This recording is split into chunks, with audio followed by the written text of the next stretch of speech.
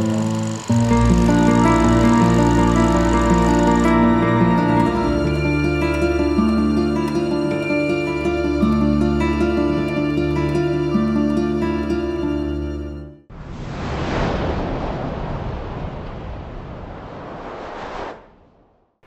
আমি পথের পাঁচালী ছবির ইন্দির ঠাকুরনের মৃত্যুর দৃশ্য নিয়ে কিছু অজানা ঘটনা আপনাদের শোনাব।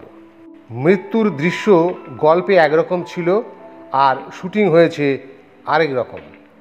এই রকম ঘটনা সিনেমাতে হয়েই থাকে সিনেমার স্বার্থে।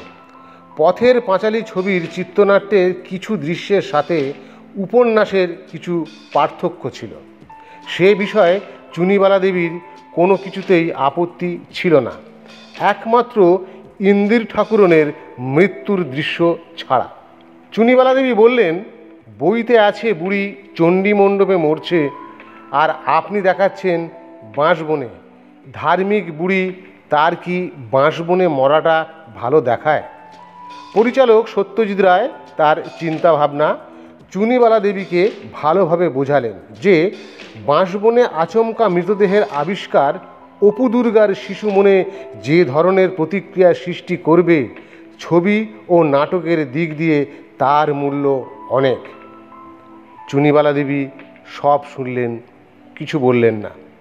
দৃশ্যটি এমন, দুর্গা বুড়িকে হাঁটুতে মাথা গুঁজে বসে থাকতে দেখে দুর্গা বুড়ির কাছে যায় এবং এদিক ওদিক দেখে কাঁধ ধরে ঝাঁকুনি দেয়। তারপর হঠাৎ তাল হারিয়ে বুড়ির দেহ ধপ করে মাটিতে পড়ে যায়।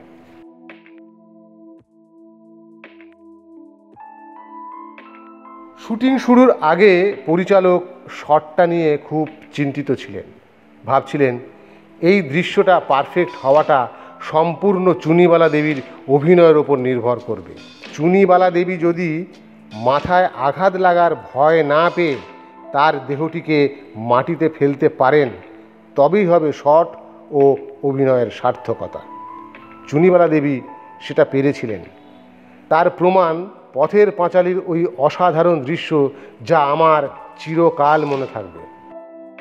পরিচালক সত্যজিৎ রায় বললেন, ইন্দিরের মৃত্যু দৃশ্য সংক্রান্ত একটি ঘটনা বলবো।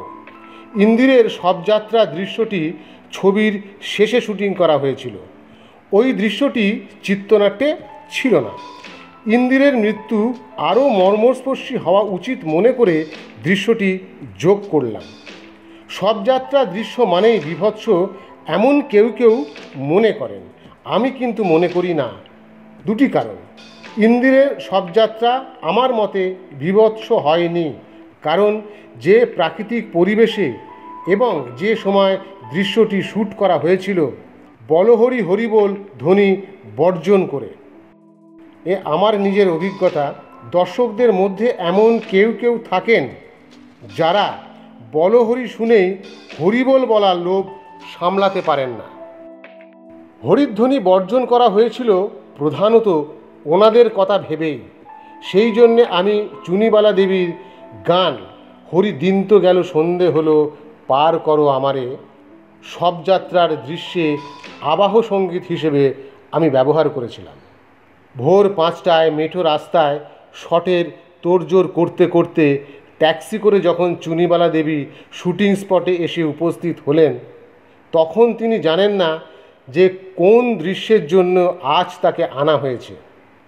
আমি কোনো রকমের সাহস করে তাকে গিয়ে বললাম, আজ আপনাকে খাটে চড়াবো। চুনিবালা দেবী কিছুমাত্র বিস্মিত বা বিচলিত না হয়ে বললেন, বেশ তো, এই অভিজ্ঞতা কজনের হয়, আমার কোনো আপত্তি নেই। বাঁশের খাটে মাদুর বিছিয়ে ইন্দির ঠাকুরনকে শুইয়ে চাদর দিয়ে তাকে আষ্টে পিষ্টে মুড়ে দড়ি দিয়ে বেঁধে ফেলা হলো। তারপর ক্যামেরার জন্য একটি রিহার্সাল করে শবযাত্রার শট শুরু হলো। শ্যুট শেষ হয়ে যাবার পর খাট শুদ্ধ মাটিতে নামানো হলো, দড়ির বাঁধন খুলে দেওয়া হলো, কিন্তু চুনিবালা দেবী নড়াচড়া করছেন না। আমরা সবাই ওর মুখ চাওয়াচাই করছি। তখন আমার বুকের ভেতরটা ছ্যাঁত করে উঠল।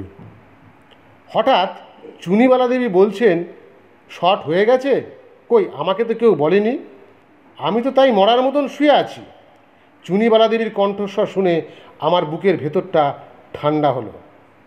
অসাধারণ আশ্চর্যময়ী এই অভিনেত্রী চুনিবালা দেবীর শুটিংয়ের কাজ আজ এখানেই শেষ হলো। ধন্যবাদ। দেখতে থাকুন আমাদের পরবর্তী আকর্ষণ।